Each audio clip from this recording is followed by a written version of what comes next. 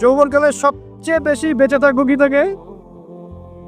একটা হাদিস বলি, নবী সাল্লাল্লাহু আলাইহি ওয়াসাল্লাম বলেছেন, মা তারাকতু বা'দি ফিতনাতান আদাররু আলা রিজালি মিনান নিসা।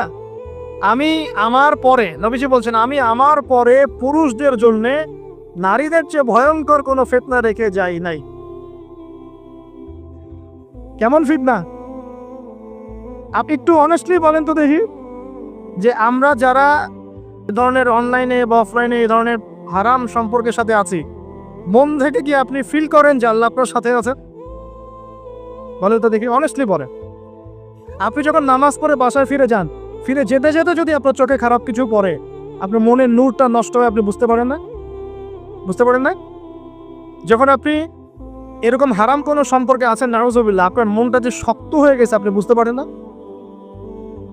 আল্লাহর ওয়াস্তে নারী জাতির ফিতনা থেকে সর্বোচ্চ দূরত্ব অবলম্বন করবেন, আল্লাহ পাক তৌফিক দান করুন। কি করবো তাহলে আমরা? ওই যে বলেছে হালাল সম্পর্ক করতে পারলে হালাল, যদি করতে না পারি সবর করবেন। কি করবেন? সবর করবেন, ভালো কাজে ব্যস্ত থাকবেন, বেশি বেশি রোজা রাখবেন। কি করবেন? বেশি বেশি রোজা রাখবেন, সোমবারে রোজা রাখবেন, বৃহস্পতিবারে রোজা রাখবেন।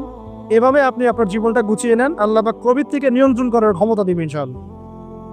এরপরেও যদি ভুল হয়ে যায়, হতে পারে এই যুগটা ফিতনার যুগ, চরম ফিতনার যুগ। যদি কোনো ভুল হয়ে যায়, খবরদার আপনি হতাশ হবেন না। ভুল হয়ে গেলে কখনো হতাশ হবেন না, হতাশা শয়তানের পক্ষ থেকে আসে। কখনো হতাশ হবেন না।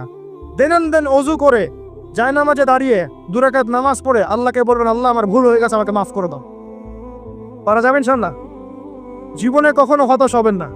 জীবনে যাই হয়ে যাক না কেন, কখনো হতাশ হবেন না। মনে রাখবেন, আল্লাহ আপনার রব, আল্লাহ আপনার সাথে আছেন ইনশাআল্লাহ। অতএব নারীর ফিতনা থেকে নিজেকে বাঁচিয়ে রাখার চেষ্টা করুন, আল্লাহ পাক তৌফিক এনায়েত করুন। 7 নম্বরটা হচ্ছে